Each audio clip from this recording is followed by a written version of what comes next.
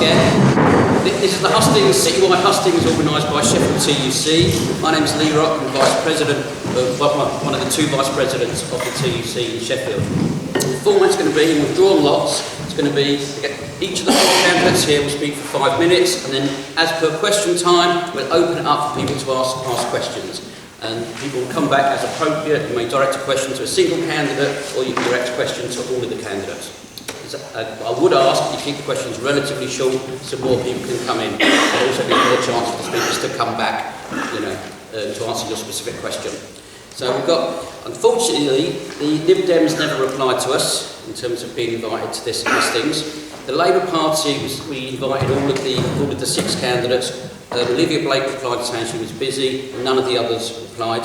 So we're down to, we didn't invite the Conservatives or Reform or the SDP because we don't think they've got any interest in the agenda that the trade union movement has actually got. So that we have got 4 candidates here. The order they will be going in is Maxine Bowler, who's standing as an independent in Brightside and Hillsborough. And then it will be Jason, who's standing for the Green Party in Hallam. Then we've got Stephen Roy, who's standing in Heeley for the Workers' Party of Britain. And then we've got Mick Suter, who's standing for the Trade Union Socialist Coalition in Heeley. Thank you. Okay. Is everybody okay with that as the process? Okay, over to you, Maxine. Okay, so I'm Maxine Bowler. I'm standing as an independent socialist candidate. I'm standing Brightside in Hillsborough, and the reason I'm standing is to be a voice for the Palestinians and the thousands of people who've been marching week in, week out since the 7th of October, which is almost 8 months now. And those people, I think, have been ignored, completely and utterly ignored. There's no question of Palestine involved in the TV debates, no discussion of it at all. And I think what we're seeing is a genocide that's taking place at the moment. And the Tories, who, in the words of one of their own candidates, James Cracknell, are a shower of shit, he said. And I think they're absolutely irrelevant. But also, it has to be said that the Labour MP in our area and most other areas have refused to come out and debate. Actually, they pulled out of the hustings in my area, and they pulled out of the hustings on the ground of security reasons. Now, I'll tell you, first of all, that's because they're not prepared to debate with us, and secondly, that's because they're calling us hate marchers in exactly the same way as Suter did. Now, we're not hate marchers, we're peace marchers, and we cannot tolerate that kind of nonsense. So I think that really, that when we talk about Palestine, we are talking about Netanyahu, Biden, and we're talking about Sunak. As far as I'm concerned, they have blood on their hands. They are complicit in genocide. But I also believe that Labour, by the fact that certainly the MP in our area has not voted for a ceasefire, has not voted to stop arms to Israel, has not even voted on the question of Tom Handel, this tells you that actually they are also complicit in the genocide that's taking place. And also, when you look at them, Labour are the people who have really chucked out of the party some of the best activists. They chucked out the party, they purged them of all the people who support the Palestinians. People like Jeremy Corbyn, who's been chucked out and forced to stand as an independent. They forced out people like Martin Mayer, who was the secretary of the Sheffield Trades Council and was in the Labour Party for many, many years. The best activists have been chucked out of the Labour Party.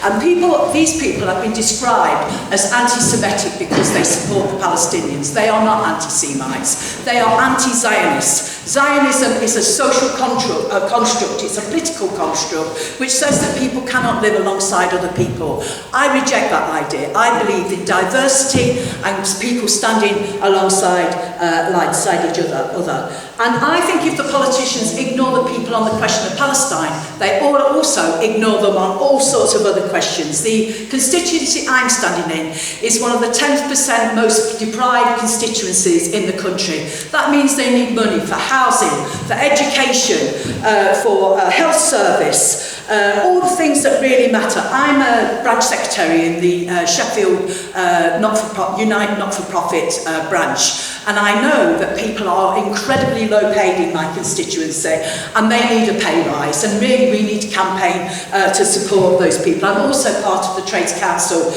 executive, and if I'm elected, I will continue really to fight over the question of the cost of living. And I really reject the idea that there's no money around, by the way.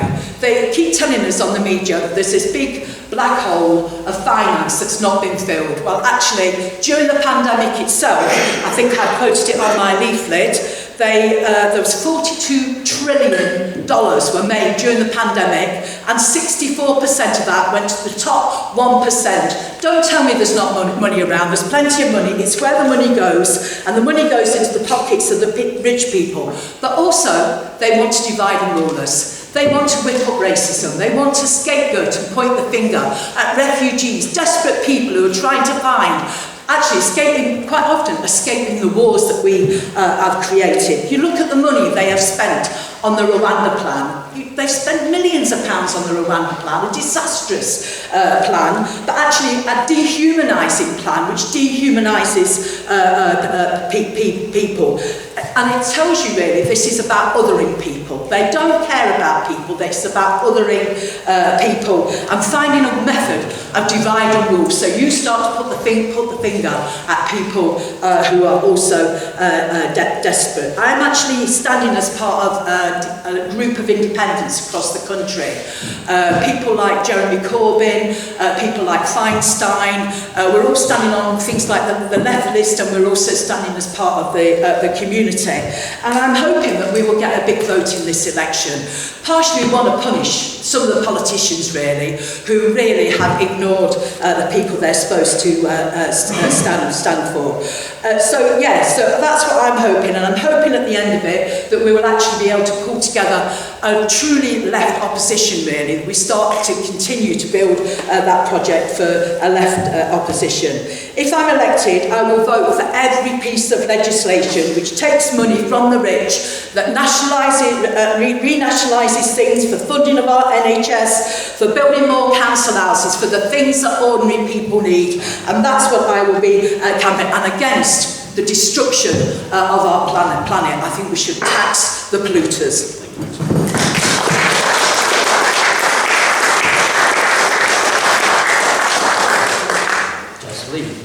Thank you.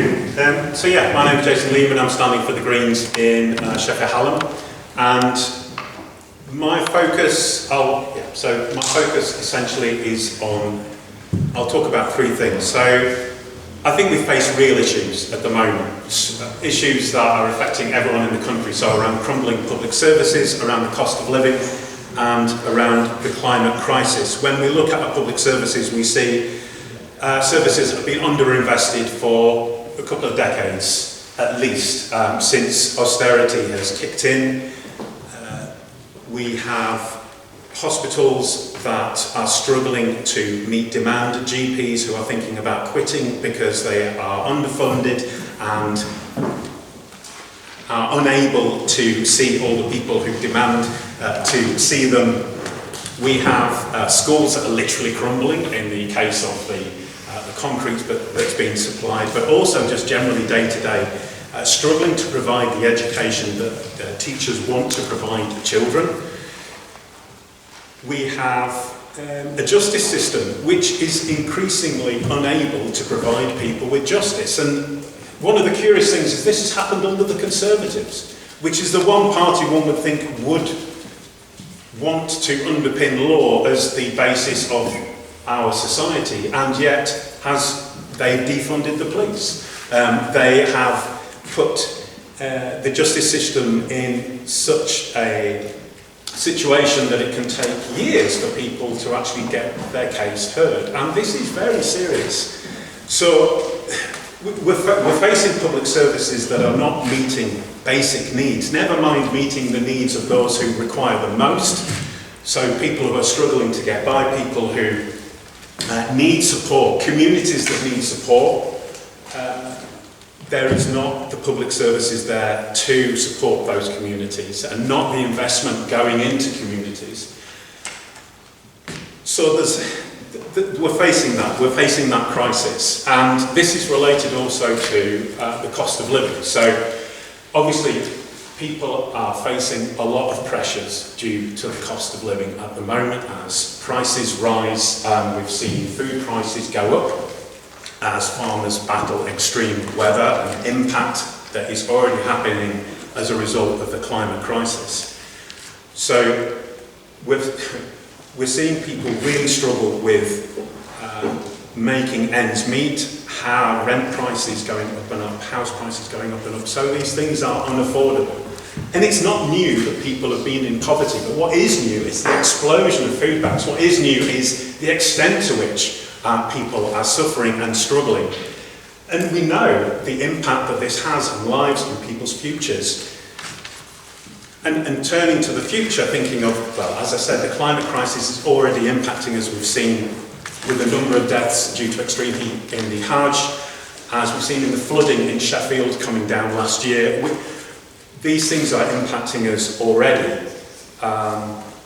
If we don't act now, then the impacts simply grow and grow. And this is one of the risks that we're in. That at the moment, we say, oh, well, it's just about livable. And all we're doing is handing on the burden of catastrophe, handing on the burden of future climate crises to the future generations and saying, here you go. Instead of taking responsibility for it when it is our generation, and speaking of someone who's newly in his 50s, that my generation witnessed most of the climate emissions that happened. I think it's around 50% of all climate emissions happened when I was alive. And I need to take responsibility for it. Well, our generation needs to take responsibility for that. How do we do that? We tax the rich. So we tax those who have wealth. We tax the multimillionaires, the billionaires, 1% for multimillionaires, 2% for billionaires, and that money we use to invest in public services. We tax those on higher incomes because we need to work together on this, and the people with the broadest shoulders need to contribute most. And so we need to say, if we're going to work together, we need to put the money that you would have spent on a yacht, we need to invest in a school, we need to invest in a hospital. We also need to invest in changing our country towards being more sustainable. We can make this country net zero by 2030. We can have 70% of our energy from wind power if we work on it now, and if we make that investment now. If we put a tax on fossil fuels, a carbon tax, that would invest that time. All right. So we can make this change. We can work together, we can push forwards, and we can address the challenges we face.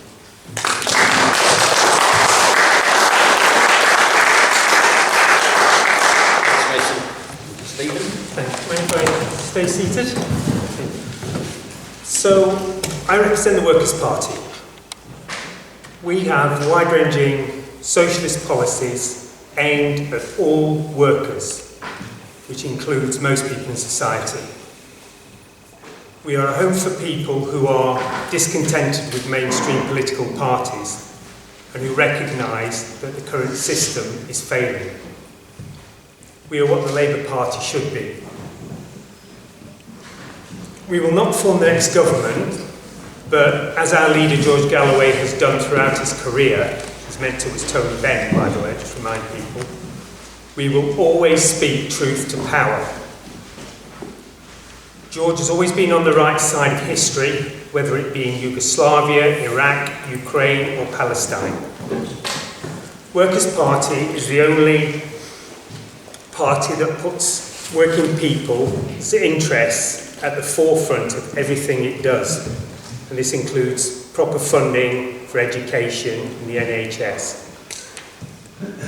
We as a party, and I personally, would hold the next government to account on a range of pressing issues, including the environment, the economy, renationalisation of utilities, transport, mail services, etc., job creation, workers' rights and trade union reform.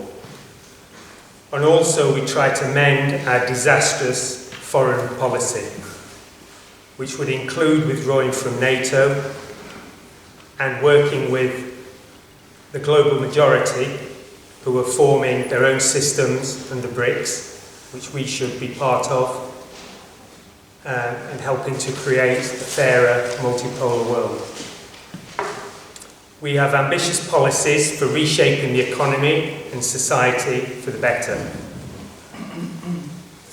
We're the only party with a real plan to achieve this. The other parties, particularly the main parties, want to continue with the current system of managed decline. Because of all the aforementioned things, I believe that we as a party are in the best position to hold the next government to account on all those issues that I've just mentioned.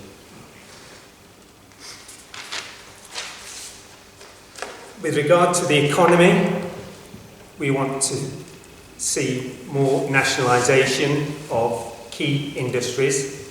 That helps protect our sovereignty. We want a planned economy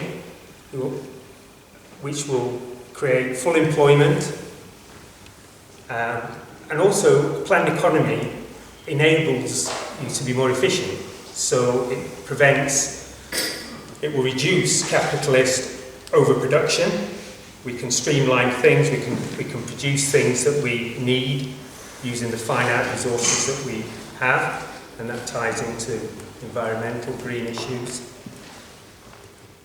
And obviously we would want to, if we were more in control of the economy, and our ethos is about reducing the cost of living for people, we would want to use efficient green technologies, cheapest technologies, and we want to create a better environment, because we're all about making things better for people.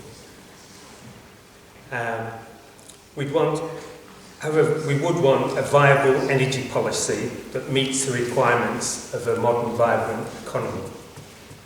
So I think while we'd agree on environmental issues on most, if not all, grassroots, bottom-up initiatives, cleaner air, more public transport, clean, efficient public transport.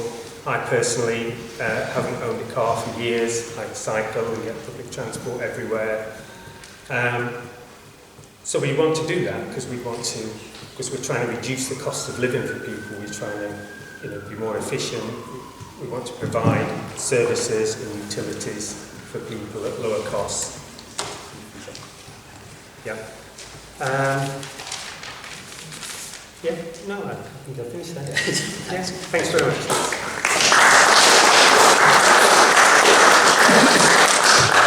Finally, Mick Suter. Thanks for the invite, Lee. My name is Mick Suter. I'm a Socialist Party member, which is part of the Trade Union and Socialist Coalition. I work here as an housing officer for my sins for Rotherham Council. I'm a Unison steward and chair of Sheffield Save Our NHS. I've been a trade unionist for 47 years. I'm standing as an anti-war and anti-austerity candidate. I see the need to end the genocide, the slaughter that is taking place in Gaza. I'm also standing to end the misery of capitalism, which is destroying the planet, it's destroying jobs, wages and public services, and it's leading to more and more conflicts and wars. Most people that I've met during this campaign are telling me that we live in a broken Britain. We've seen 14 years of Tory government that has led to the lowest standard of living of working class people for 70 years. We now have poverty wages, poverty benefits. Over 14 million people are now living in poverty. In Sheffield, we were told at the last Trades Council that 59,000 food parcels were handed out in the city, the highest of any city in Britain. And 62% of those receiving food parcels were working people. We now see a huge working poor in the sixth richest country of the world. Our public services are broken. The railways and buses don't work. Local authorities are facing huge bankruptcies. I was told at the weekend that 20% of local authorities are facing bankruptcy within the next 2 years. Thousands of jobs are now on the line because of the crisis in public expenditure. We see the NHS and social care in crisis. Yet none of the political parties, the Tories or Labour or the other capitalist parties, are offering a way forward. Labour no longer represents working class people. The manifesto that it has put forward is pitiful, absolutely pitiful. West Streeting, we was informed at my conference last week, at the Unison conference, when we passed a resolution calling for a national care system to be put in place, where people get trade union rates of pay, where proper care packages are put into place. And he turned round to us and said that Labour wasn't able to do that for at least 10 years. They didn't have the money. So it's quite clear, Starmer and Reeves are prioritising big business demands rather than offering a solution to working class people. And I think, you know, the importance of this election is that trade unionists need to prepare for a Labour government by ensuring that we see a fight back over wages and conditions, but also that we unite together to provide a political voice, because there's going to be enormous explosions take place under the next Labour government. TUSC says we need a new workers' party.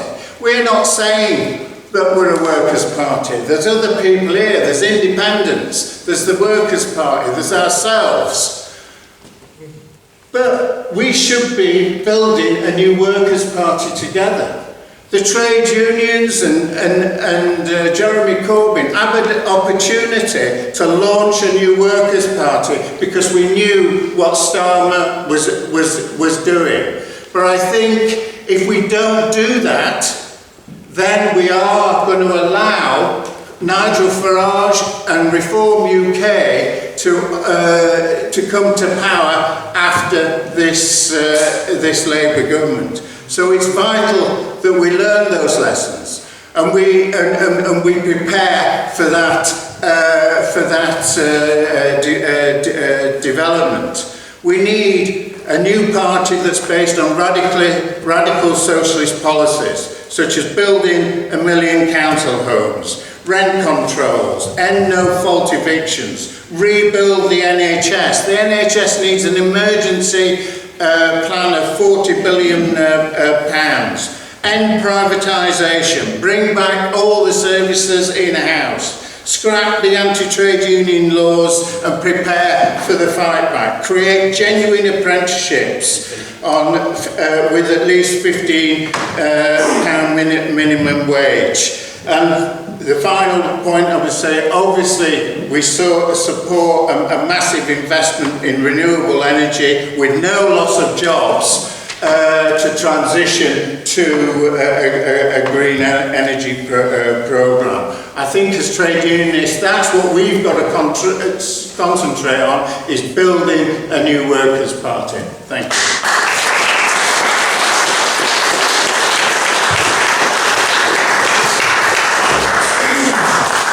Open up to the floor. Roughly 3 decades ago, NATO was bombing Belgrade as part of the process of breaking up Yugoslavia. They're trying the same trick with Russia, having provoked the crisis there. The logical outcome of this process is the Third World War. Surprised none of the speakers mentioned it.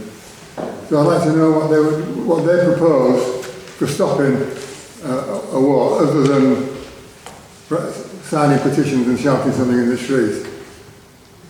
What perspective do you offer for that? That's all the candidates. Thanks. Maxine.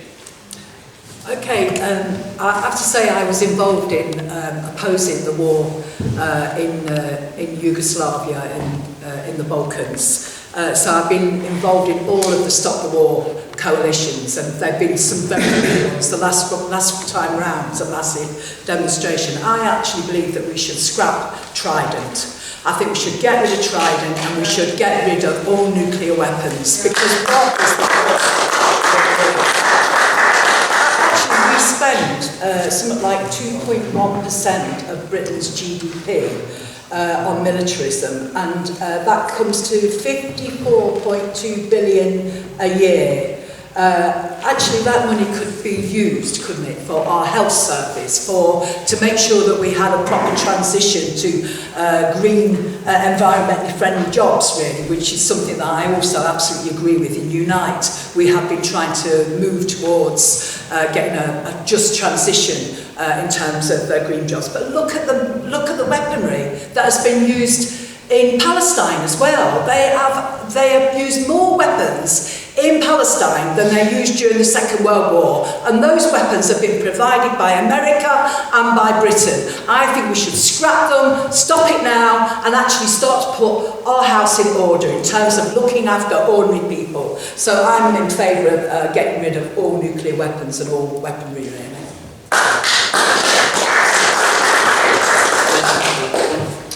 Yeah, thank you. So, I think the key stance of the Green Party is to focus on defence rather than aggressive action. So we would support European cooperation around defence. We would want to stop trying to be the world's biggest arms dealer. It's sort of a weird thing to want one's country to be, and I think we need to say that that's no longer a trade we want to be in, to profit off the deaths of other people. So to certainly, for example, stop selling arms to Israel, to put pressure on the Israeli government to change, and to focus on defence, to scrap Trident, which to engage in nuclear warfare is a horrific moral failing, but also we need to say that if we are to be defended, let us be defended in a conventional way, not in a way that simply encourages the spread of something which is lethal to humanity. So, yeah, a focus on defence. I would say that we need defence, because I look at the actions of Putin in Chechnya, for example, and I think there is someone who has no scruples at all. And I think we need to look at people like that and say, okay, we need defence and we need to be strong as a country, but we must step away from this aggressive kind of stance.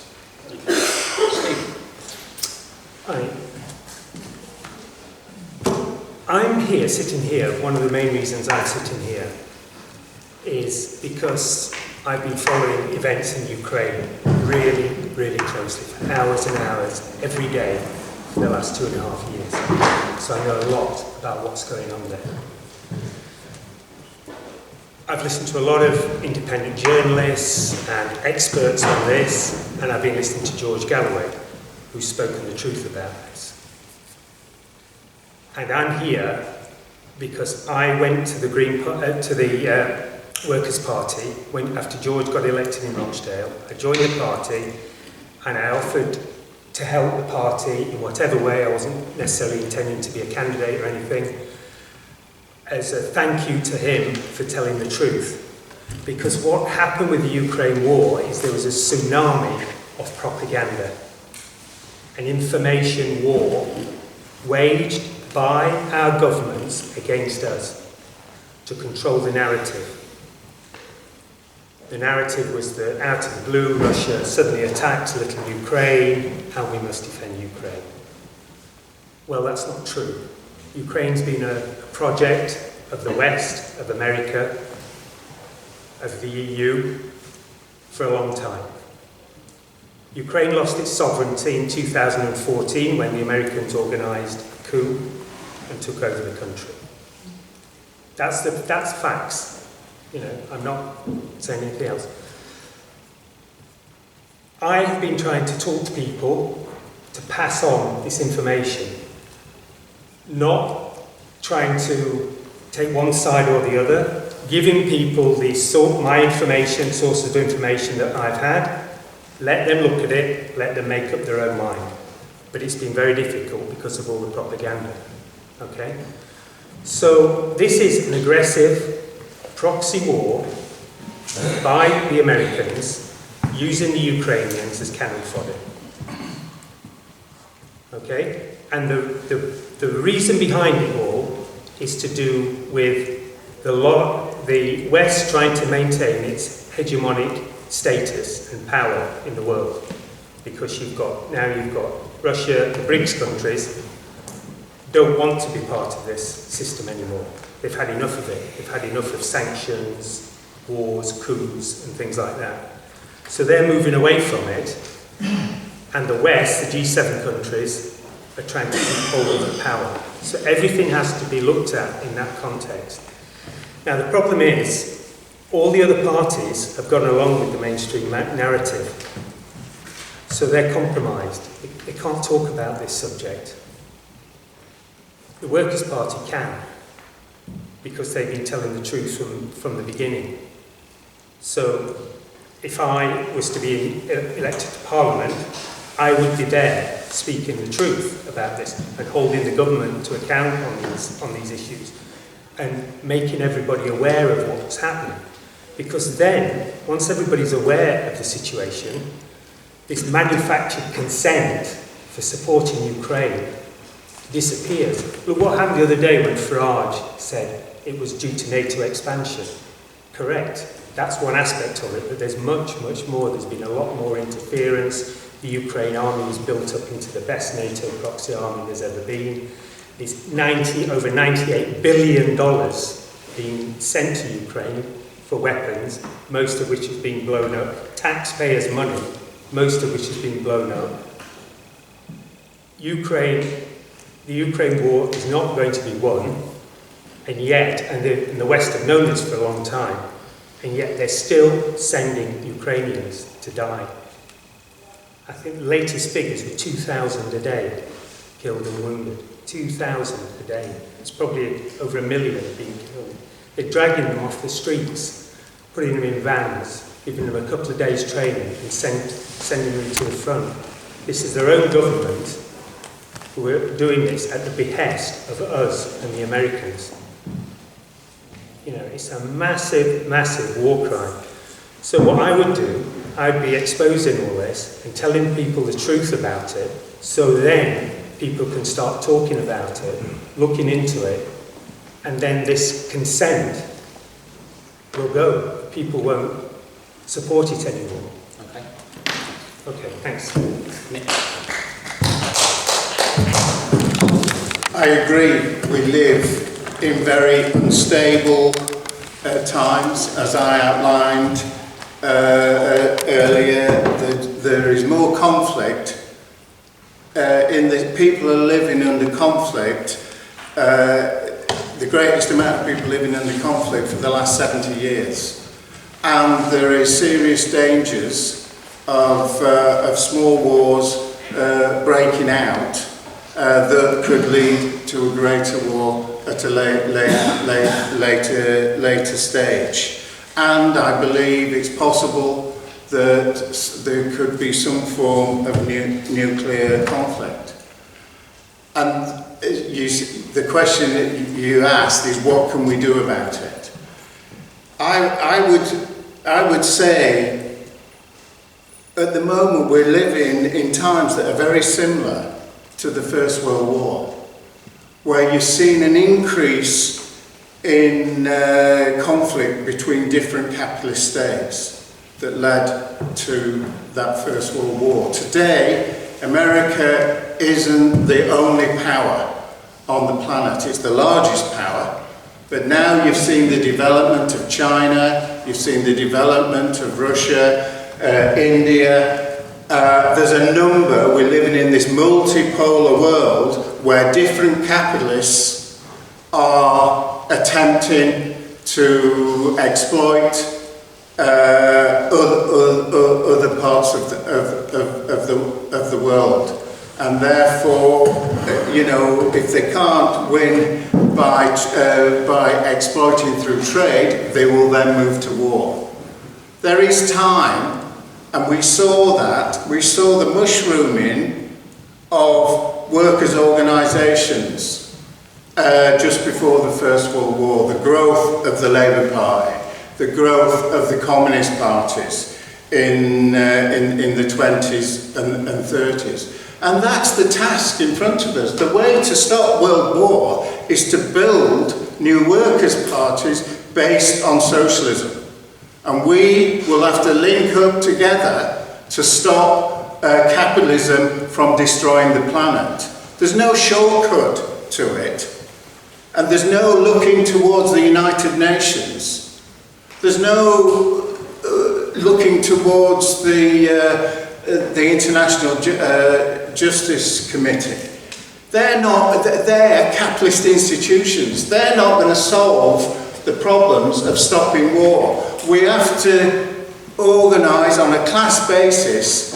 I think we need to organise an emergency conference of the GMB and Unite to stop the selling of arms to Israel. I think we have to win the arguments in our trade unions about what causes war and how we go about stopping it. That's what I think we need to do.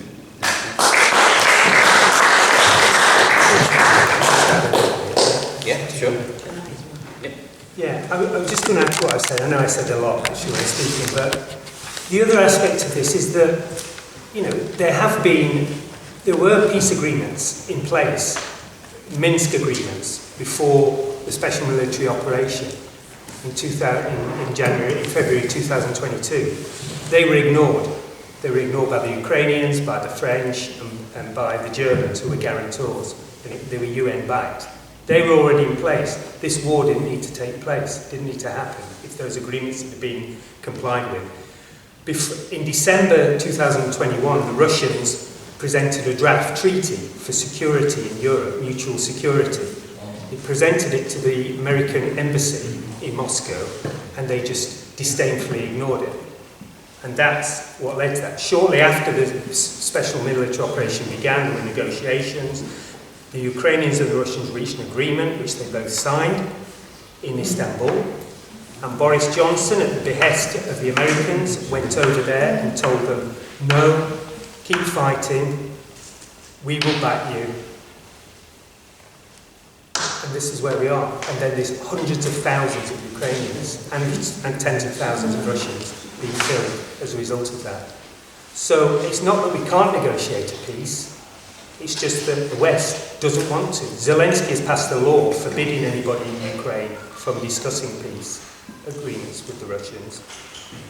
Lee, can I make a suggestion that the people on the panel here don't get a chance to come back? Yeah. Not that I don't agree with what you said, by the way. But, you know, there's a lot of people, I'm sure, want to ask questions. People, and we're not going to have to... People keep responses relatively short, then we'll be able to open it up. Yeah. You know. I'm sorry about that. I'm not making political points for my party. I'm just trying to provide information to people. Maxine, sorry. I think you're making a political point for your party, really. I mean, I want to say that I've been part of Stop the War Coalition for many, many years. And we've marched against the war in Afghanistan, against the war in Iraq. We opposed the war in Syria, we opposed every war that's taken, and the war in Ukraine as well. And actually, we haven't taken sides on the question of the war in Ukraine. And the reason why we've not is because we don't like what Putin did. We don't think that Putin was right to walk into somebody else's country. But we also know that NATO were also opposing as well on the border, and they could have come to some kind of deal. And the only people who lose out in all of these wars that take place are ordinary people. They don't care about ordinary people. This is about spheres of influence. This is about world powers looking at which they can control. And actually, we do live in a very dangerous world at the moment, and the more we accelerate people's voices from below, the better as far as I'm concerned, because actually our leaders, the people with the money and power, will take us into more wars if we don't stop them. Thanks, Maxine. Sorry, just a quick reflection. If you can keep it really quick. Just a reflection on that, just mentioning around the World War I, one of the things that did happen before, I think, World War I was international movements and cooperation between people internationally. And talking about ordinary people, international cooperation between ordinary people that forges links, that forges understanding is a key way of getting peace, and that's something. Just for the panel's sake, sometimes we're going to take a hit without coming back. It's just the way it's going to have to be, right? We've got 4 people. All right. Who was next? I'll take the comrade at the back. So we're in Yorkshire, where there's Drax Power Station, and it emits 12 million tonnes of carbon dioxide every year. That's coming from 6.5 million tonnes of fuel, which is trees which are imported into this country, principally from America and Canada. Some of the timber burnt comes from rare primary forests, so the carbon dioxide has been laid down over many, many years. Now, because the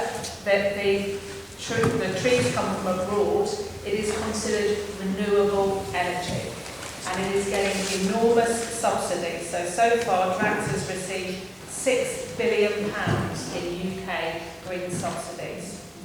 Would you oppose subsidising this greenwashing? Let's keep these answers really brief. Maxine. Absolutely. Thank you. I think it's a disgrace.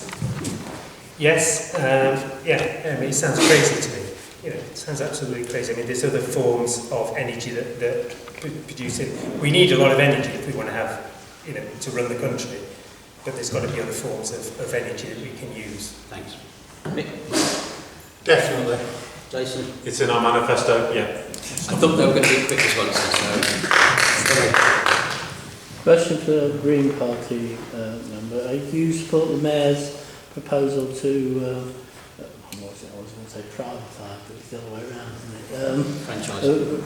Bringing the buses and public transport into public control.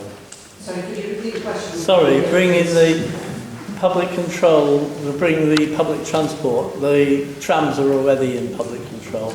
You support the Mayor's Oliver Coppard's proposal to bring them back into public control. Did you catch that? Yeah, so Sorry, if I repeat on the bringing the buses back into public control and the Mayor's campaign on that, certainly the Green Party supported the Better Buses campaign, which is a great campaign in South Yorkshire to do just that. We support bringing the buses back into control, rail back into public control, and see the value of investing in public transport.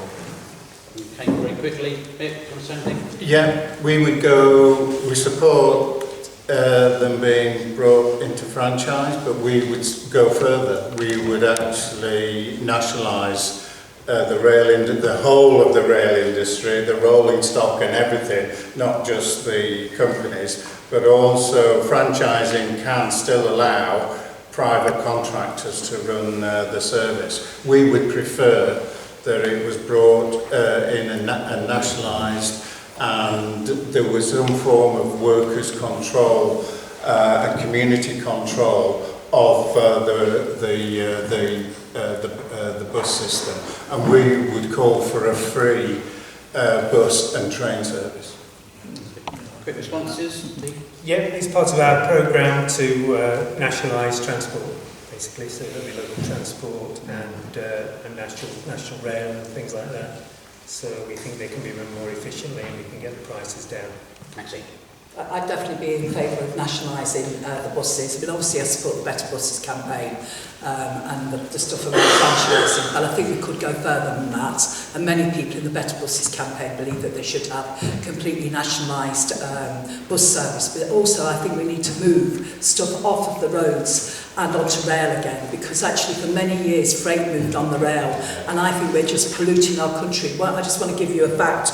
The Burngreave Clean Air Zone said that there is something like 4 to 6 times the WHO's legal limit on fuel emissions in that area. That causes childhood asthma, it causes all sorts of illnesses. And actually we only have 4 electric buses in this city. Oxford has got 51, I think it is. Why, we could do better than this. Why have we got more buses that are electric buses? Why are we not pushing for more of these things? Right, that's what I think.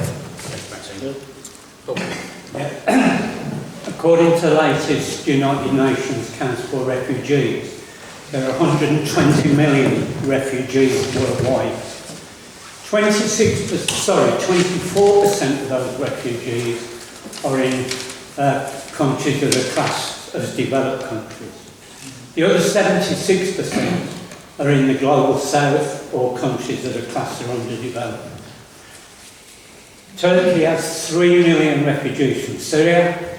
Pakistan has 1.7 million refugees from Afghanistan. Jordan has 2 million Palestinian refugees and 750,000 other refugees.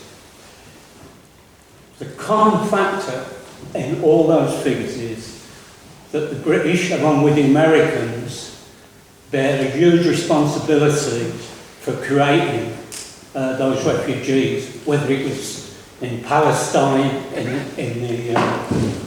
47-48, whether it's the Gulf Wars, Libya as well, making Libya an ungovernable country. I'd like to ask the people where they stand on the rights of refugees and also on reparation to those countries who've had their infrastructures completely destroyed. Maxine.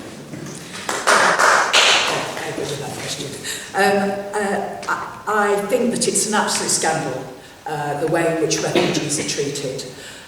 We go to war in their countries and then we refuse to let them into this country. Look at the way in which they did well on the question of the Ukrainians, right? But actually, I'd say it's interesting, isn't it? The way in which they treat the Ukrainians is completely different to how they've treated the people from Afghanistan. Is that got something to do with the colour of their skin? Actually, we could set up proper systems in France where you actually processed asylum seekers coming into this country and stop them from having to take these really disastrous, dangerous routes that come into this to get into this country. And I mean, I don't know if people saw, there was a film, a programme about the sinking of this ship off the coast of Greece last week, and how 700 people, they tried to pull the ship out of Greek water into Italian water, and 700 people went into the sea as it capsized, and over 600 people died. This is the way in which we treat people who are desperately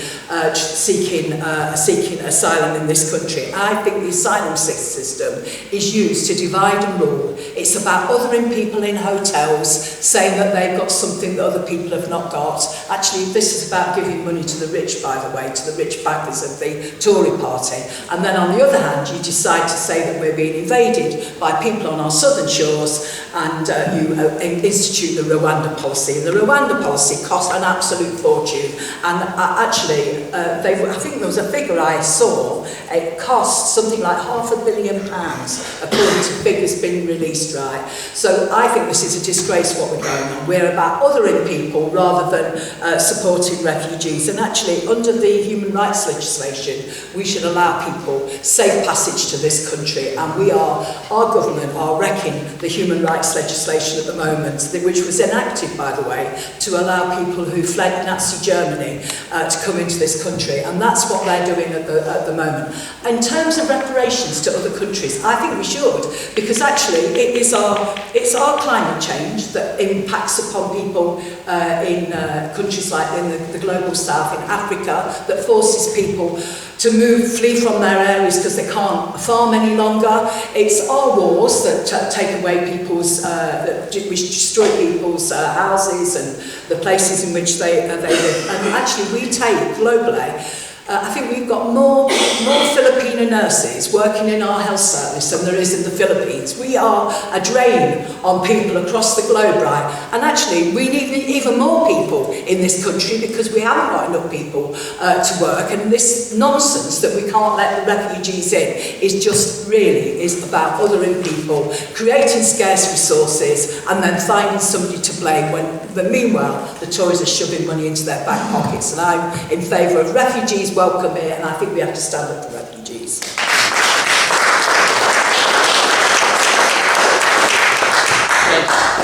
Thank you. Yes, so we need to talk about welcome, absolutely. So what it is to welcome people, to support people as human beings. And there's something we haven't done as a country, it seems, is take responsibility and take responsibility for what we've done abroad. And the case of Afghanistan is shocking, that we invaded, pursued a war, and then turned away. And those who worked with us, we abandoned. And that's awful to do that to people, to abandon and walk away. And we have abandoned and walked away many times. And that's something we need to stop doing, and we need to take responsibility and act with humanity for people. The example of safe routes for people fleeing Ukraine is a good one, although in some ways it hasn't worked for certain people, but it's certainly a lot better than many asylum seekers are facing. So we have to look at safe routes. We have to look at having a system where people know how to claim asylum in this country, and there is a process where people can access. The best way to stop the boats is to provide a legal, safe route to the UK and provide resources to support people, connect people to communities, because we have this shocking situation where we have people coming to this country with PhDs, with qualifications, and we deny them the right to work, we deny them dignity, we shove them in on boats, in hotels, in situations where local people are whipped up into a frenzy against them, seeing them as some threat, when they are people who we should be welcoming to work with us towards a better future, and we can do this. On the topic of, again, taking responsibility, it is about looking at reparation. It is about looking at how we got to be the 7th richest country in the world, and we got it by having an empire that covered half the world. And whilst a lot of people in this country don't feel this, some people in this country really do, and so we need to talk about, okay, well, what does justice look like, and what does global justice look like? Because if we talk about that, then we can move forward, and move forward with our heads held high, which I'm not sure we can do at the moment. No, I agree wholeheartedly with that last point. I think we need to reassess how people are, our history, and how that's taught. We need to be proud of all the fantastic things that this little country has done, but we need to have that conversation about imperialism, colonialism, that has caused so much damage for a long time around the world. Afghanistan, 20 years of occupation, NATO occupation. Ireland, 800 years, don't forget Ireland. And I hope you're all in favour of giving back the 6 counties. Okay, yeah. But yeah, just Afghanistan, we leave the country, we leave nothing behind. We steal their gold, just as we're leaving. Afghanistan now is working with all that Central Asian area, with BRICS, Shanghai Cooperation. They're trying to incorporate it all in there. So there's some hope for Afghanistan now, but 20 years of NATO rule, nothing. Syria, efforts were made to try and absolutely destroy Syria, creating all these alphabet soup of terrorist organisations which are still going around causing trouble. Obviously, what happened in Palestine is absolutely terrible. That's Zionist settler, European settler colonial project, another disaster. You mentioned Libya. a successful socialist country under Gaddafi that was developing, and he wanted to have an African Union, he wanted to have an African currency, which would have affected the dollar system for trade, and so it got wiped out, and Libya got absolutely destroyed for that. So we need truths, we need education about these things so that they don't happen in the future. Reparations, I think they're fully justified in many of these cases. Thanks, Lee. Mick? Okay, I think I'll bring in some controversy. I totally agree.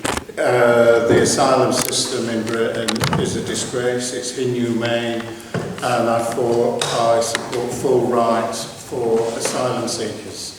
The processing should be done very quickly, and they should be allowed to work while they're here. You know, if we're talking about solving the problems of a broken Britain, there's loads of jobs that we need to do. We need a mass house building programme. We need new buildings for the schools. We need new buildings for the NHS that are crumbling. We need care workers. We need all sorts of workers to solve the crisis that we're in at the minute. And the way in which they're using immigration is this hostile environment of blame them, it's their fault, when in essence the fault is governments are not investing in housing, they're not investing in jobs and public services. Now, I think we need to be careful about reparations. Who are we going to give the money to? Are we going to give it to the Nigerian state? Are we going to give, whose money are you going to give? Are we going to take it off the big companies? Why don't we call for the nationalisation of BP in Nigeria and hand over the resources to the people of Nigeria? But to do that, they will also have to organise their mass movement to take control away from the capitalists in Nigeria.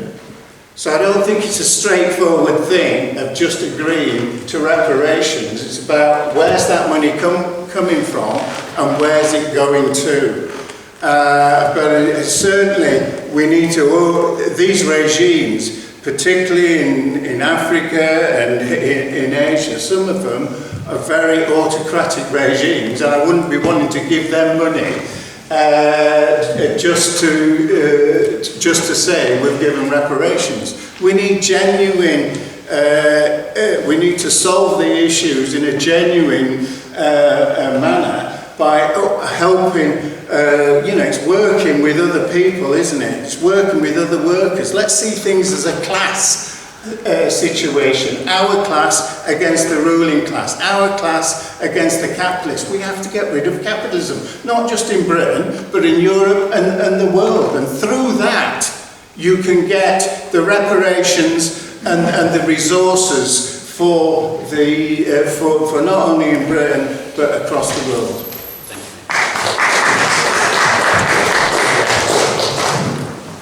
In the 1980s, I was a member of the Labour Party for my sins. At that time, they had 3 militant supporters of the Labour Party or MPs in Parliament who took on the administrative wage of the area represented when they were in Parliament. This means they were not divorced from decisions that affected their lives. Given the sleaze with our MPs, certainly over the last 10-20 years, in corruption we've seen, from some sort of person, and voting on the actual date of the election recently as well. What do the candidates think of standing on a workers' wage? Would they commit to this, and if not, why not?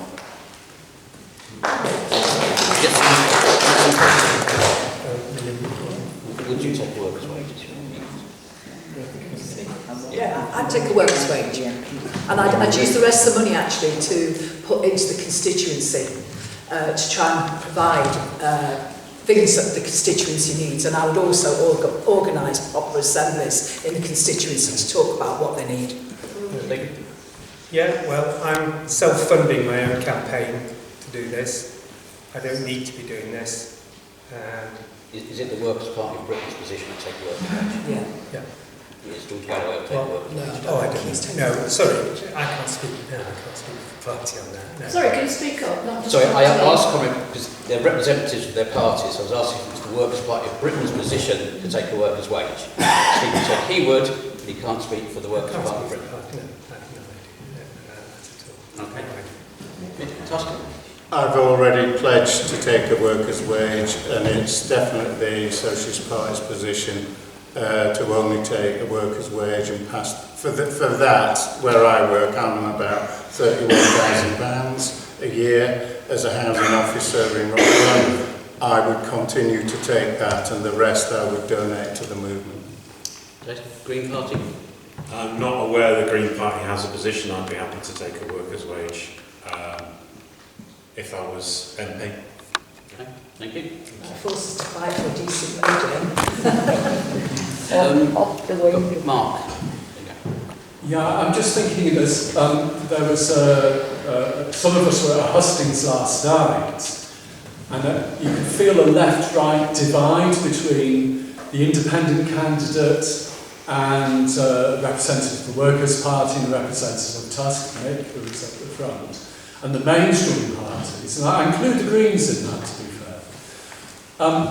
And there's been this thing, Mick was talking about a new Workers' Party, is how do we overcome the divisions within the left? There are significant arguments within the left, and I'm thinking that there's one candidate who didn't get invited tonight, and she gives her apologies because Alison Teal couldn't be here, because some people find her views very disagreeable.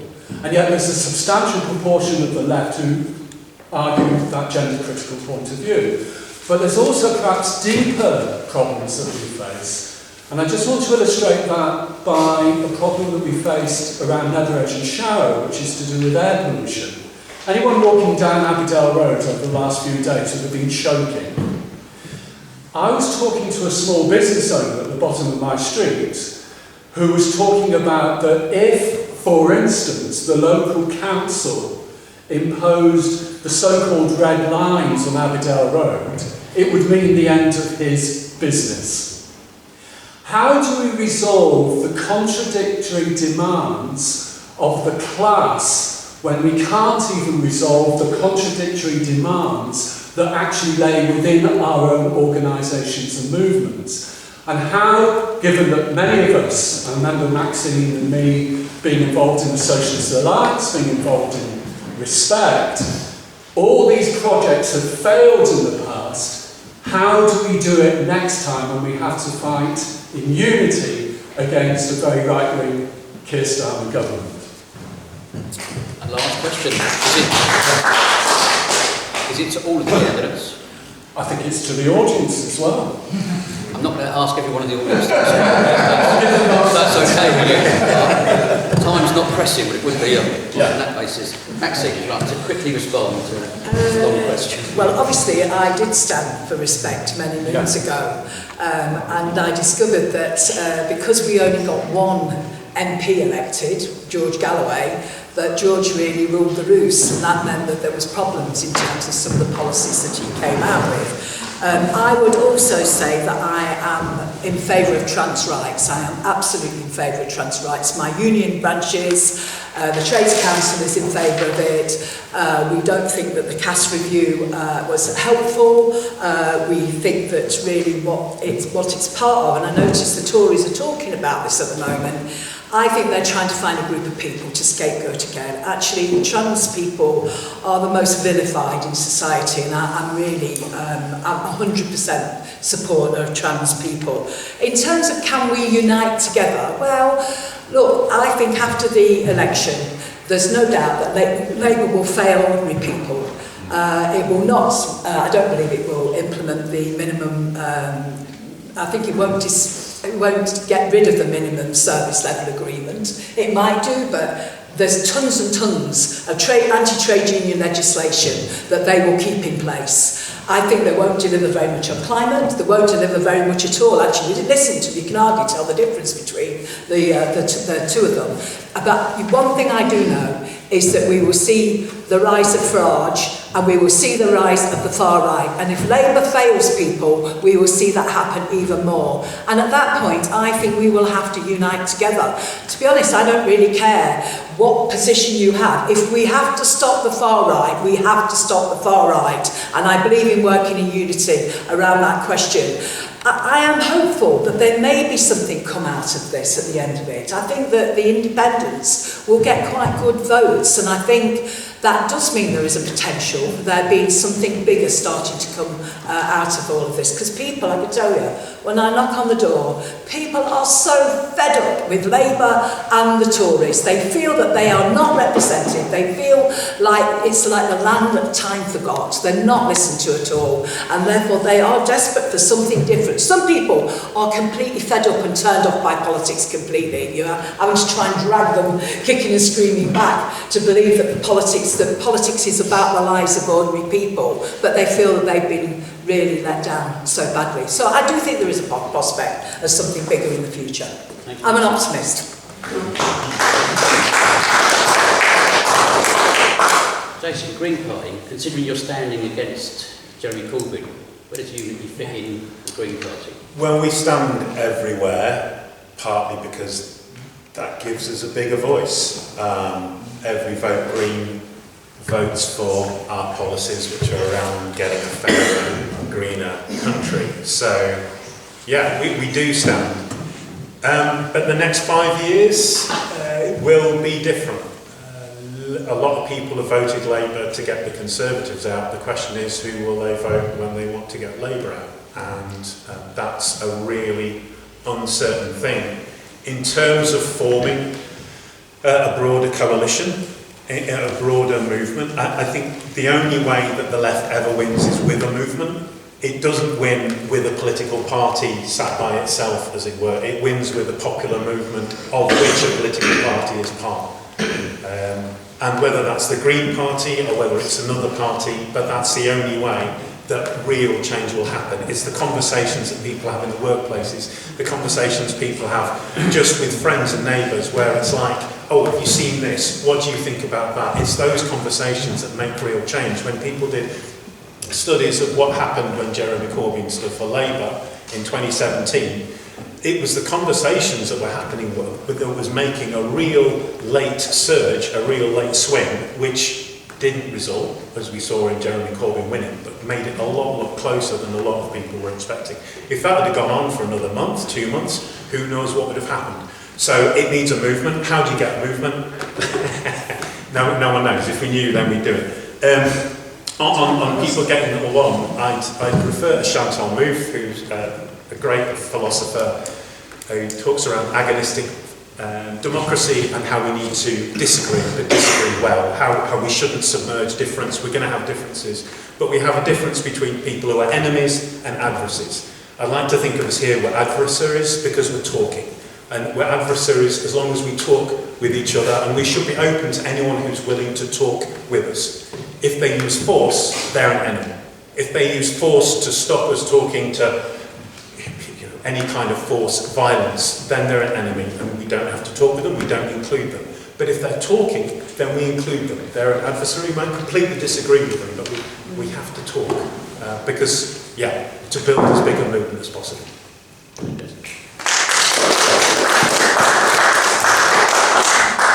I'm pretty new to politics. I'm learning all the time. I'm learning about the left. I see amongst us, there's so many things that we agree on. You know, there's so many things, and then we find some small issue, or a big issue, and it's like a hurdle. We can't get over it, and it stops us unifying. I think we need to be able to have conversations, along with what I said earlier. We need to have the knowledge so that and the information, so that we can have discussions. Because with all the propaganda that there is, people are going to have different views. So we need to have those discussions about, well, okay, you think this, but I think this. Well, why? And then I can say, well, look, this is what I've been looking at here.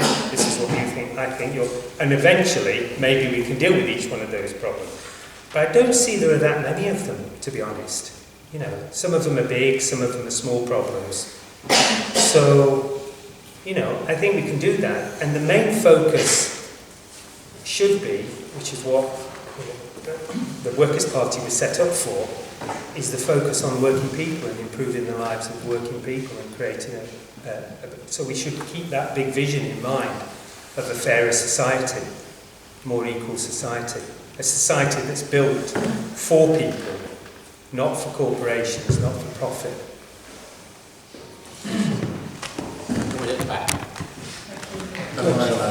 Sorry, Mick. I've been really rude and take Mick, sorry. It's because I know what you're going to say. Do you want to say it?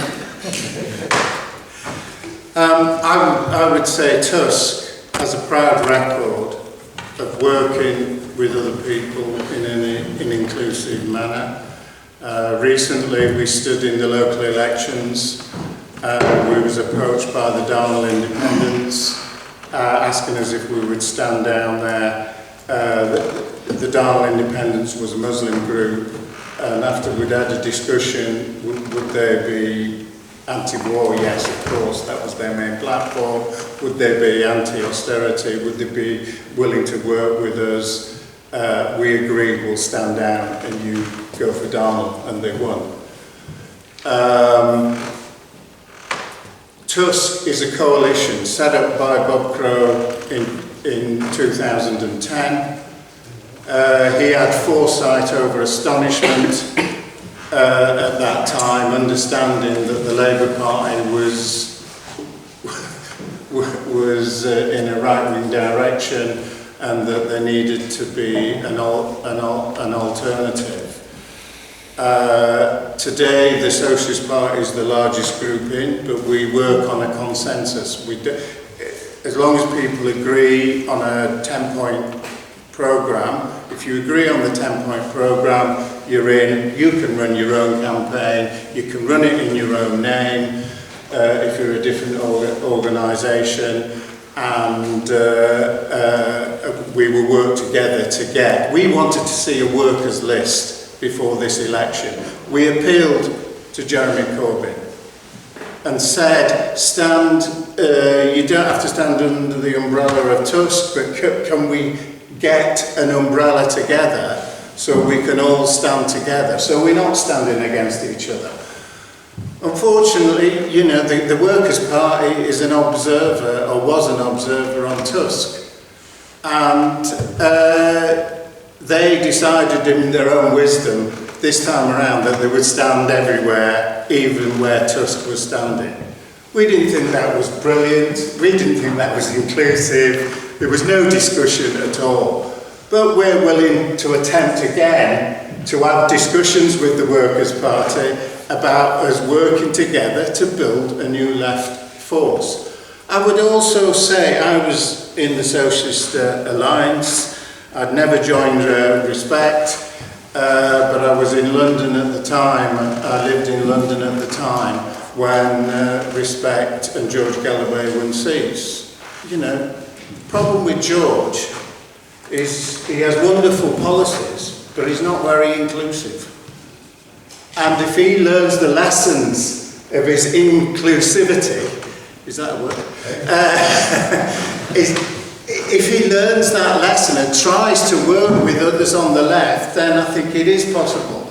But I think the key thing here is, you know, when Mick Lynch and Dave Ward launched Enough is Enough, 500,000 people joined that campaign. Is that not a basic of a new Workers' Party? Unfortunately, Mick Lynch and Dave Ward set it up not to be a new Workers' Party. They set it up to stop a new Workers' Party from developing. And that's, you know, you've got to have the political will initially. I hope that the left trade unions sort that out. Do they want a new Workers' Party, or do they want to waste more time in the Labour Party?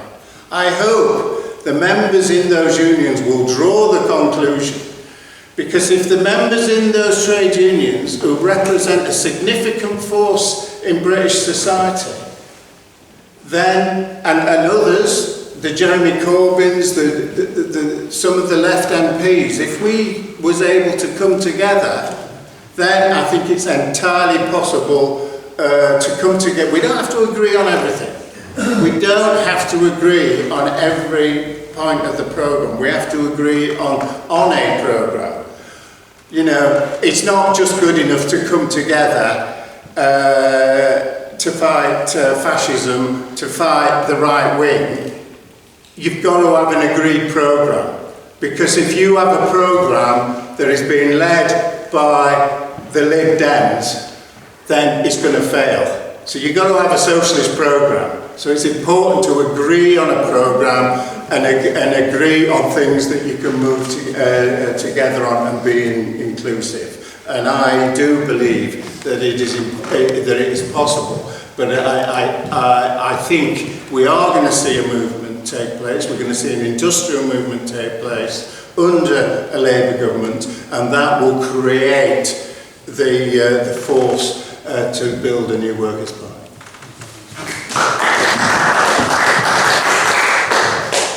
Will your party rescind licences for developing new fossil fuel extraction sites in the UK, such as Rosebank and the West Cumbria coal mine, and commit to no future licences being granted for fossil fuel extraction in the UK? Does everyone hear that question all right? Yeah. Yep. I don't know if that's going to happen in your constituency, Maxine, but if it was.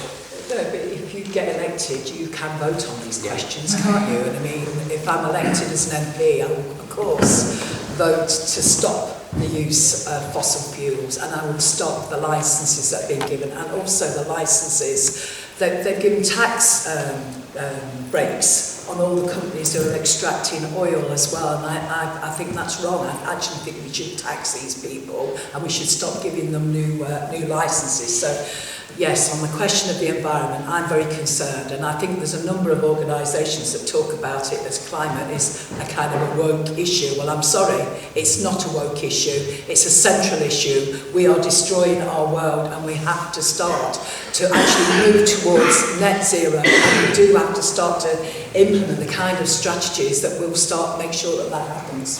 Quick reply, please. Yes, so absolutely opposed to new fossil fuel extraction. We need to stop now, and we need to move to renewables as quickly as possible. Part of this that we need to be concerned with is having a just transition. So obviously if we're moving away, we had the situation with coal where we moved away from coal, and it's good we did, but what we had was incredibly unjust and left whole communities kind of hanging and looking around lost. And so what we need to do is make sure that we fund a transition away from that with training, with support, to move away from the whole of the fossil fuel industry towards a renewable industry, a better insulated housing, reducing our energy costs as well as producing more energy. Thanks. I'm going to give you a yes or no answer on this, because I think it's a bit complicated, because Europe is in an energy crisis at the moment since the Americans decided in their wisdom to blow up the Nord Stream pipeline and deprive Europe of cheap Russian gas. So we have to develop, and Europe has to develop, a new energy policy which is based around its needs and what's available. So, does it have to rely on fracked LNG gas from America, for instance, or other forms of energy? So it's not. I don't think it's a straightforward. It's not something I can answer yes or no. And I think, especially in the current circumstances. So, I mean, yes, it would be ideal to wind down fossil fuels and things like that, but we have to make sure that we have a viable energy policy in the meantime. And it depends what kind of society we want. Do we want to make electric trains and transport systems in this country? We need energy to do that and things. So. performance. Jim. Dan Lyon's been anticipated. Alistair. Yeah, well, do you want to come back or just say yes? Yes. I'll let it flow. Sorry, Alistair. I think one of the biggest crises is in local government. It's already pointed. Oh, sorry. One point I just want to make actually before I ask the question is, Brightside, you say we stand everywhere. I've been reminded today that in 2019 the Green Party stood down for the Liberal Democrats in 43 seats. So the idea that we don't stand down for anybody is not true, or certainly hasn't been true in the past, and suggests the Lib Dem will have the best people to stand down for. But anyway, in terms of local government, then, you know, as Mick said, more and more are already facing bankruptcy, all are facing massive cuts as have been carried out over the last 15 years and more. Labour's not promising anything in terms of a serious injection of funding as far as local councils are concerned. There might be an initial something in the first year, but everything else is dependent on economic growth, which isn't going to happen in any significant way. So what do the candidates think? What would your party policy be in relation to resisting council cuts? Because in the past, we've argued for Labour councils to not implement the Tory cuts. And Labour said you can't do it, it's the Tories' fault. Well, it'd be a Labour government. So what are Labour councils going to do? What are Green councillors going to do that have refused to vote for no cuts budgets? What will the other candidates do? I'm going to do this in reverse order so I don't forget Mick. Thank you, Chair. I won't take offence. You just buy me a beer later. I think we need to be setting a needs-based budget in all the councils. Birmingham and Nottingham are in the process of bankruptcy. Thousands of jobs are going to go in Birmingham, and loads of services are going to be closed down. This isn't about mismanagement. I mean, they did invest in something called Oracle, which is a new database system that failed. However, even if that didn't fail, they would be in serious trouble. And as I said, 20% of councils, a fifth of all councils, are going to face bankruptcy because the government has underfunded local government by at least 50% in the last number of years. Therefore, I think, one, you've got to look at your budgets. Sheffield, I believe, has well over £100 million worth of savings. What do you call it? Reserves, that's the word. I think we've got to say, as a one-off, they should be using the cash reserves to implement a no-cuts budget and to build a campaign in the year that they can use the cash reserves to build an alliance with other councils to force the government nationally to stump up the money. So social services, adult social services in dire crisis at the minute. In Sheffield, they're telling homeless people, we have no beds for you. There's no emergency beds. They're saying that more and more and more as we are in Rotherham.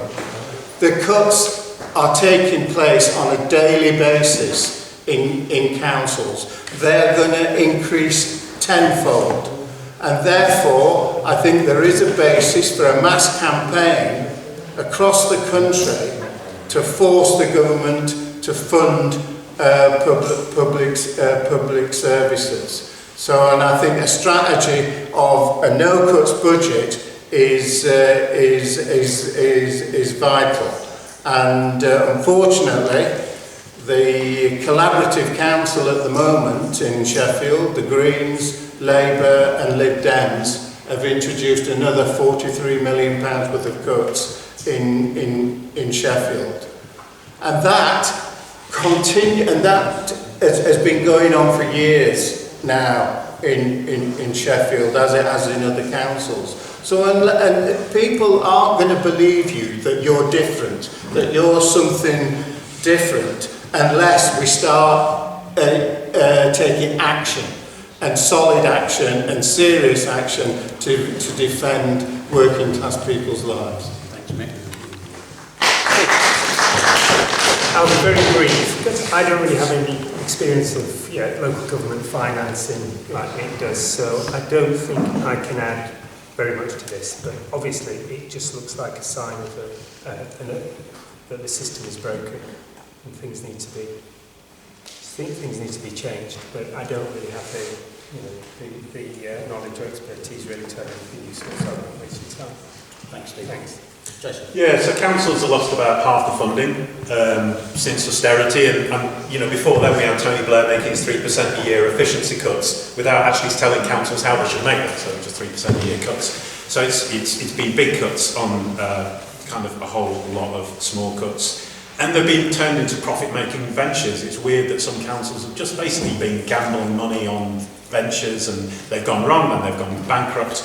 The problem, obviously, with councils going bankrupt with going into government administration is then the government just says what goes, and they don't care. They don't care about ordinary people in that area. They don't care what happens to services. They will just cut, and that's the problem with making a no-cuts budget or putting the council on a path to bankruptcy by saying, oh, we'll not make cuts but spend our reserves. That can only last so long. Is that I would say it inevitably leads to a point where it's taken into administration and people come in who just make the cuts, and ordinary working people suffer and people who struggle suffer. We know how much the council is just what it can do is superb for people.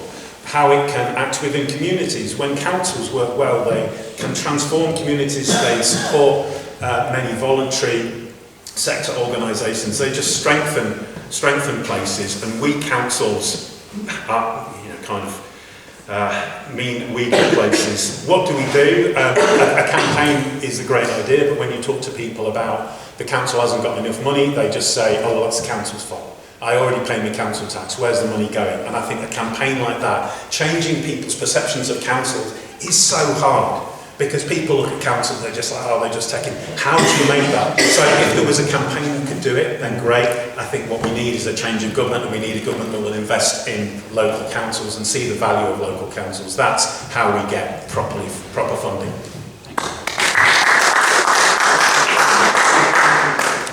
Well, the problem is with what's just been said by the Greens, that means you might as well have the Tories in charge, to be honest, because you're going to end up making the same old cuts. And I don't think that what Mick said was that we just set illegal budgets. What he said was we start to campaign. Actually, most of the north of this country will have, I believe after the elections really, that there'll be more Labour MPs than there ever has been, right? Many of them will be bad.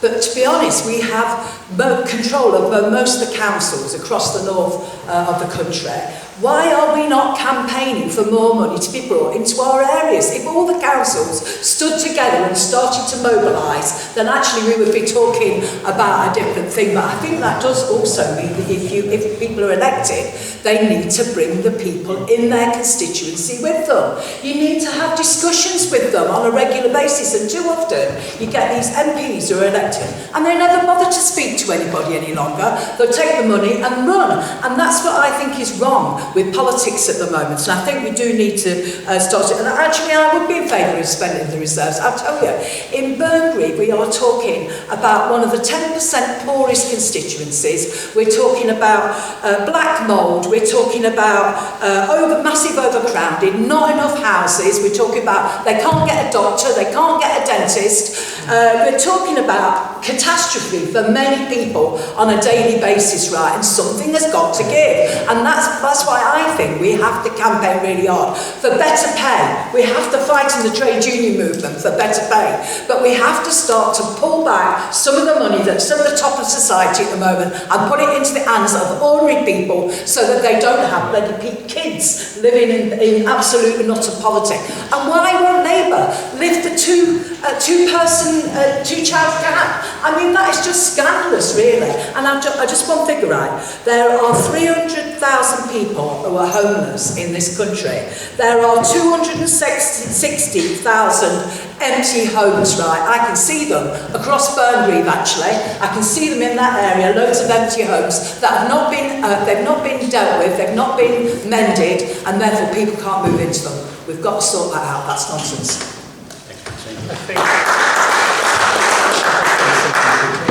That's right. Holly. Firstly, I think it's good to see that we've got some trade unionists standing candidates in the election. I'd like to hear how, so the minimum service level has been passed, how you would, what your position on achieving that is, but also would you go further, would you call for repealing all the anti-trade union law, go back to the 80s? And then secondly, I'm here at Western Park up the road, and we've got massive waiting lists in the NHS, and we need a fully staffed workforce to be able to get through them.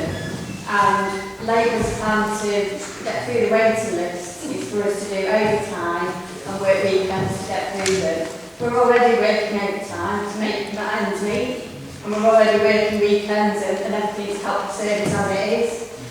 So how would you prioritise staffing and pay and the future for the NHS? Thanks, Holly. I hate two questions. Right, let's get both questions. I think so. I mean, look, I think the NHS has been massively underfunded. What they've been doing is giving great big contracts out to private companies, taking all the stuff out of the NHS that are simple, easy tasks, and then when it goes wrong, dumping it back into the NHS, and then saying the NHS is not efficient. And I see that the reform, UK reform, are in favour of scrapping the National Health Service. I mean, you know, that's what we face really. I'm in favour of scrapping all the anti-trade union legislation. I think they were brought in by, it started with Margaret Thatcher. Under Blair they didn't repeal any of them. I believe that people should democratically debate and discuss the action that they're taking. They made sure this was done by secret ballot. I don't believe it's true that people were intimidated. It's just a bit of a Scouse charter really. This is what they put forward. So I'm in favour of scrapping all the anti-trade union laws. And the minimum service level agreement really is about making, if you vote for strike action, it's about making sure that you cannot take strike action really, because you're going to have to make sure that 30% of the people, I think it's 30% who are voting for strike action have to work.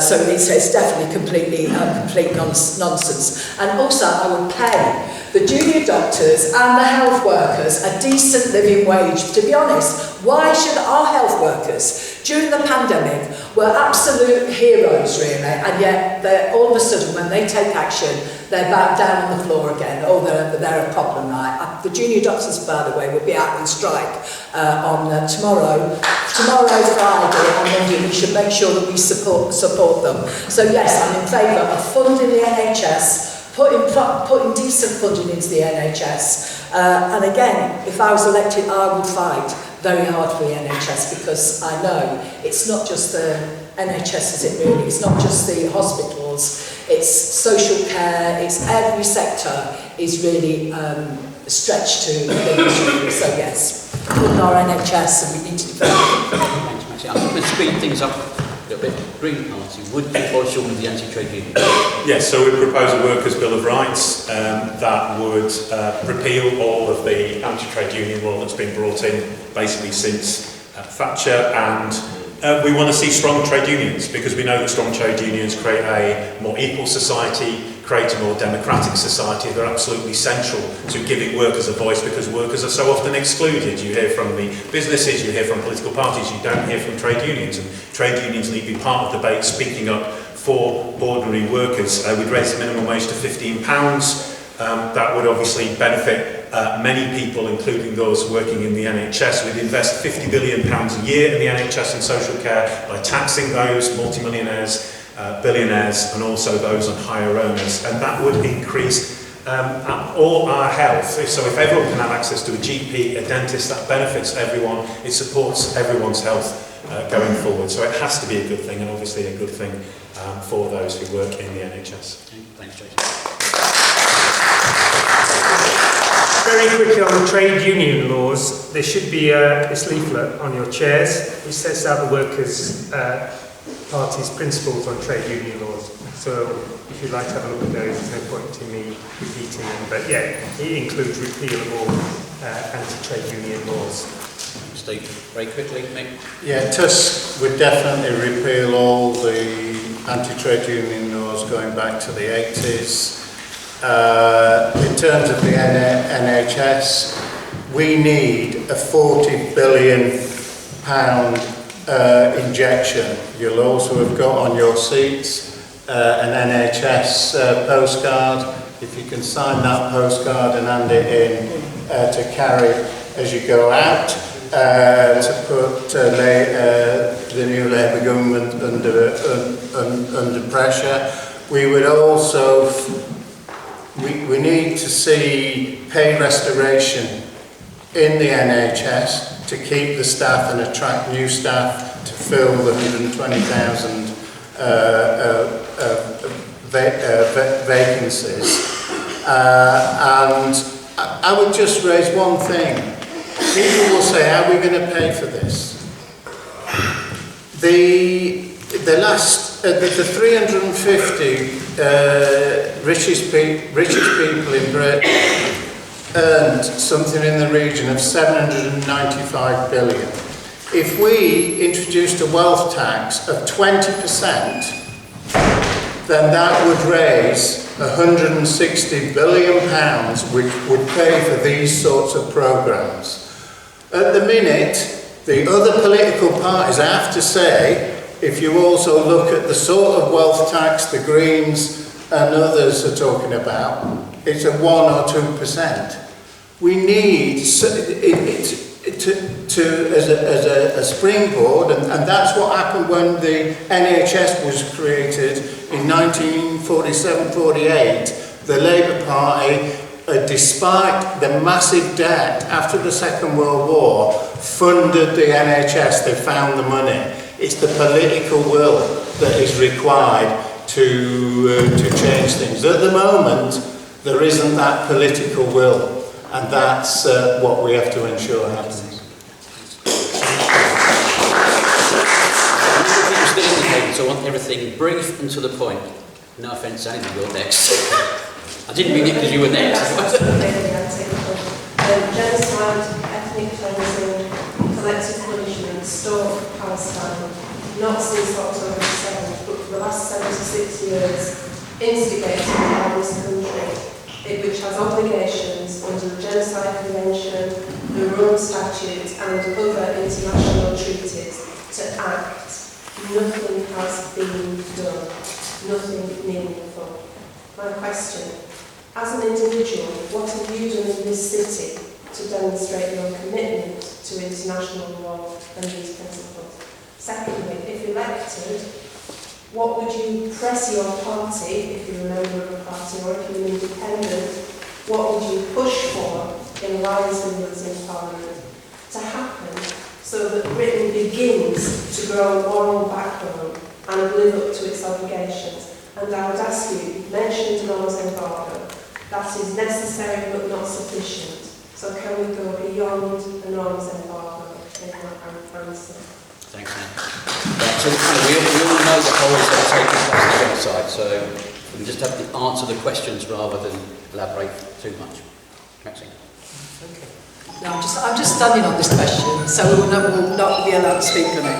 Okay, look, I agree that it's been 76 years that the Balfour Declaration was the Balfour Declarations that came from the British, and the British talked about a loyal little Ulster in hostile Arab world. So it didn't start on the 7th of October, it's been going on for years. If you look at the map, Palestine, you'll see the way in which it's been constantly encroached on by the occupiers. And so what we've seen taking place at the moment is a genocide.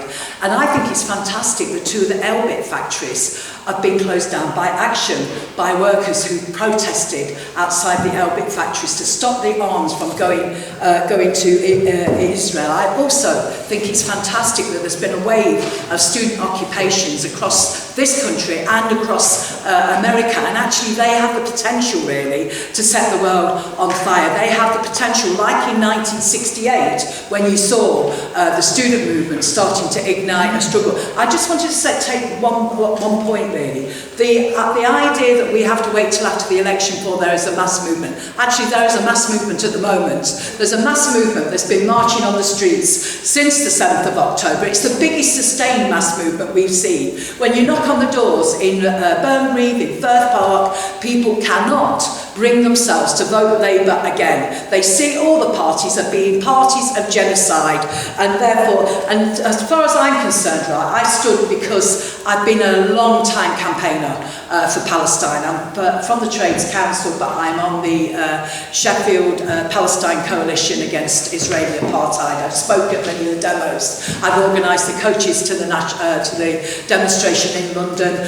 I stood because I am so enraged by the fact that they have killed so many people, and the people, they said there's something like 12,000 people are missing and they can't even get them out of the rubble. People cannot even bury their families because this is what they've done, right? And this isn't about being anti-Semitic, right? This is about opposing Zionism, a project that really believes that people cannot live together in diversity, and I am absolutely opposed to that project. I believe that people need to live together in harmony and dignity, and therefore I shall continue to campaign. And this Saturday I would urge everybody to come on the demonstration that's taking place at 1 o'clock from Abbeyfield Park.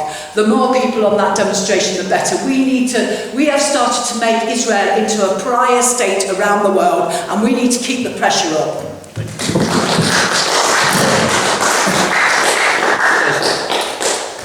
So personally, probably not enough, I'm not sure, but demonstrated, boycotted and donated to organisations that I felt would make a difference. One wants to make a difference and it never seems enough because it carries on. And so, but one has to try. The Greens call for a ceasefire early.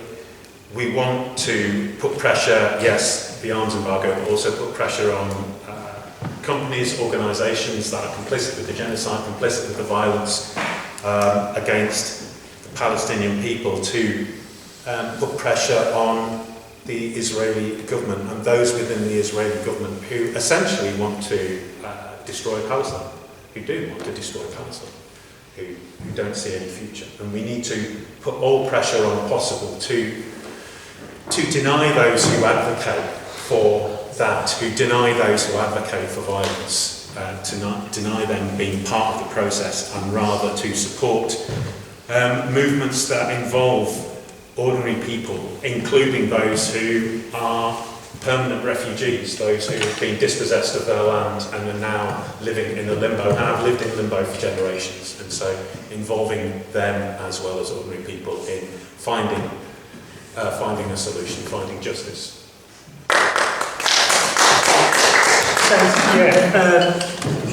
I first went down to the Palestinian meetings in Sheffield about 20 years ago. I went to a few meetings and I can't remember, but I think I left Sheffield. But I've been aware of their cause for a long time, and then more recently, since October, I've got to know Annie, and I've been down to most of the demonstrations until recently when I've been busy with this. And one of the reasons why I'm doing this is because of trying to do something to help with the world situation and the Palestinian situation. So if I was in Parliament, it would be an issue that would be at the forefront of my mind, and it's something that I would raise at every opportunity to increase awareness of it, if there's anything we can do. George has come up with we have a leaflet. One of our leaflets is Kick Israel Out of FIFA. So that kind of gets to certain people, and they become aware of the situation. I think I heard him mention something that he wanted to do his own war crimes tribunal, again principally at first aimed at the journalists who have produced the propaganda, the false propaganda in relation to what's been happening in Gaza. We're all limited to what we can do because even the UN Security Council can't do anything because we keep vetoing and blocking things at that level, that high level, at that level of the Americans. But whatever we can do constructively. Another idea would be to try and get the trade union movement fully behind the cause and try and get a workers' movement, try and get some kind of action to block logistics. Again, the journalists who are reporting this, some action in the arms industries, any workers who are facilitating it all. Whether the unions can get involved in mobilising some action there, because without those things, the war machine or our side of it, our supplies to Israel will stop. Thanks, Steve. Thanks.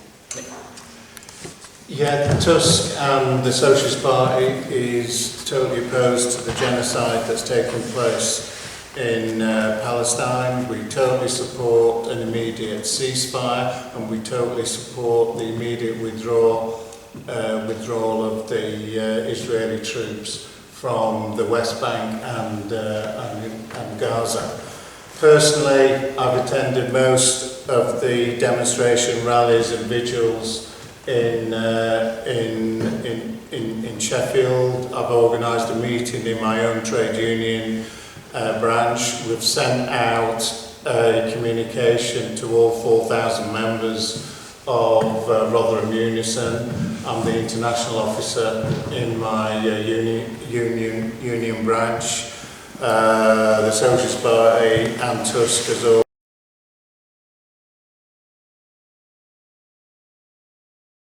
I think there will be massive disappointment after this election. I believe that Labour will get a landslide victory across the country. But I do think in certain areas there will be a big vote for the independent candidates. And I know you said, only the Green could possibly get elected. I don't think the Green will get elected either, by the way. I don't think he thinks he'll get elected either. But I didn't mean him, I meant people, other Greens. Yeah, but Jeremy Corbyn will be an independent. I think he will get elected. Feinstein will definitely take Starmer's quite close and all, by the way. I think there'll be some big votes for independents. And I'll tell you what he'll say. He'll say there's a big group of people who are so angry with what all the politicians are doing, and that will lay down the possibility. Look, I mean, all due respect to TUSC, right, they're still very small. What we need is a much, much bigger thing. Actually, we started to see that in terms of the people, in terms of the candidate who stood in Darnall and took a seat from Labour. There is the beginnings of something that's much, much bigger. On the question of whether or not we should unite with the Greens, some Greens I would unite with. Most of them I probably wouldn't. I'll tell you what I believe, that power lies in working class people. I don't believe that it's true that we have to put up with these rich people at the top who keep lining their pockets, putting money into private contracts. Dido Harding, I think she had £37 million was given to her for a test track and trace system that didn't work. We don't have to put up with they are a tiny minority of people at the top of society. The power of ordinary people at the bottom of society is immense. And the problem is, it's making sure that they realise that they have a power that can start to challenge, which is why, as trade unionists, we're so concerned about the anti-trade union legislation, getting rid of the anti-trade union legislation. I have to say that Alexi Diamond is in my union branch. I may vote for him. Because I think he is a socialist.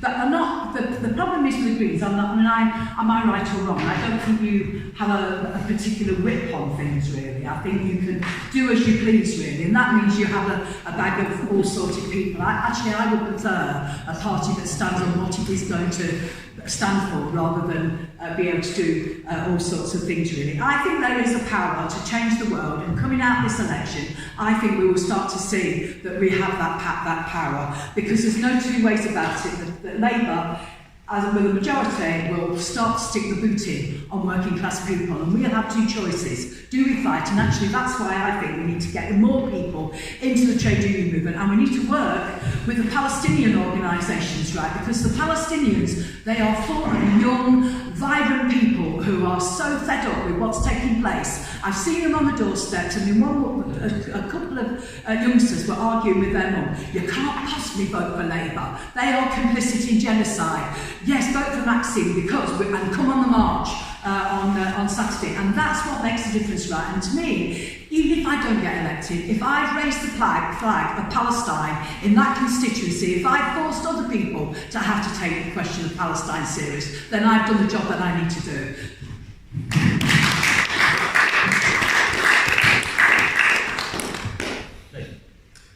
Yeah, so absolutely. The reason I'm starting with the Greens is to put forward the Green economic policies, and it's a good thing to do. It's an important thing to do that we raise, all of us here on the panel raise particular policies and issues that we're not hearing elsewhere. PR works best with strong unions and not too many parties. I think the way that PR is brought in some places works and in other places doesn't work. So yes, absolutely PR, but we need to have a form of PR that works well. Climate Emergency Act now as fast as we can. A budget to 0.7% is a commitment in a manifesto, but one would wish to push it beyond that. And yes, reaching those most in need. I'm not sure how, but yes, absolutely need to do that. Obviously, everyone should join the Greens. We are the party that will campaign for and get a fairer, greener Britain. But actually, I'll come back to that point. On the cuts, yes, a campaign, and yes, get loads of councils, but why hasn't it already happened? You know, we've had austerity, we've had councils, we've cut, and we've had time and again people saying, get all the councils together, we'll have a campaign, we'll force the government to change, and yet that hasn't happened. If it could happen, then brilliant. But I'm just not sure it could. I certainly don't want to just feel sorry about it, but I do want to mitigate the harms of austerity and fight for a change of government that invests in local government properly. Yes, we would retain membership of NATO and try and influence NATO. Mass media, we need to invest in more independent media. Local media, we have some brilliant independent media in Sheffield, for example, now then.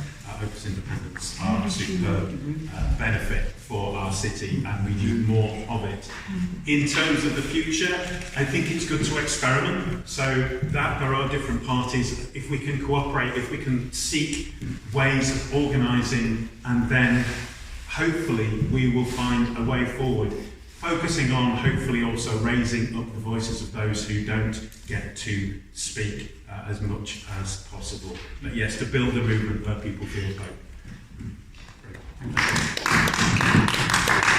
It's to do with, I guess, a few questions about how do we prevent these imperialists, or how do we prevent Libya and these things? What do we do with the mass media? I think I touched on it before.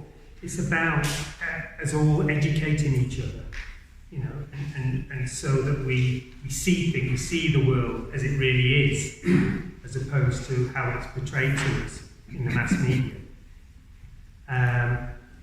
So we have to push for that. The mass media is the biggest problem, really, apart from the politicians who are lying as well. And I don't know whether we have to have a free press, but perhaps we have to look at ownership of media corporations. I mean, I think all the world's media is owned by a handful of people. So we have to look at that, because obviously it's basically destroyed our democracy. We don't have a democracy, because democracy is based on people making informed decisions, based on information, but we've been told lies. So it's completely undermining democracy. On NATO, we want to withdraw from NATO because we don't think it's necessary, and all it is really a method of America being able to control Europe and requiring us to spend 2% of our GDP at least on buying mainly American weapons. So it's great for the Americans, but is it really necessary? Aren't we better pursuing proper diplomacy with our own neighbours? So, and you know, as far as, you know, going together with the Greens and things, I mean, as I said, there are some issues that are small issues, there's some issues that are big issues. But for instance, support for the Ukraine war is a big issue. And I don't, you know, a Green Party who supports war and killing, you know, you have to start to question it, really, you know, because it's, and environmental destruction, and, you know, they don't call out, anyway. So you have to question, you know, what them as a, you know, because they're all preaching about green things, which is great. They come up with some great ideas, and you know but then they fall at that particular hurdle when tested. You know, they fall in line with the establishment, with the imperialists. So that is a problem for the left, isn't it? So again, it may be just a question of education. You know, it may be a question of everybody being influenced, because all politicians have been saying the same thing as well. So whether, and you know, I'll mention the net zero thing because we have a slightly different take on the net zero thing. We say that there should be a referendum on that, so that we can examine the science, make sure it's based on good science, good research, who's doing the research, who's funding the research. No, climate denial. It's protecting. It's protecting that. Scientists to come out authority. We're trying to finish. Yeah. No. So because again, having global, you know, global issues pushed down. I mean, the climate is a very complex thing. So, and let people decide what kind of society they want. Do they want, you know, given what energy we need to have this kind of society, or what energy we need to have, you know, do we want to have an industrial society with lots of jobs, a clean industrial society, or do we want an agrarian society? That's 5 minutes. Thanks very much. And finally, we've got Mick, and then Okay, there was obviously some big questions there, so I'm not going to be able to go into detail. What I would say is, yes, we do support proportional representation. We would expand democracy, people voting at 16, get rid of the House of Lords, and the right to recall any MP as part of that. Climate emergency, if we formed a government tomorrow, we would immediately move towards that massive investment and nationalisation of the energy industry, look towards job creation, 1 million jobs in the green industries, and transition as quick as possible from day one.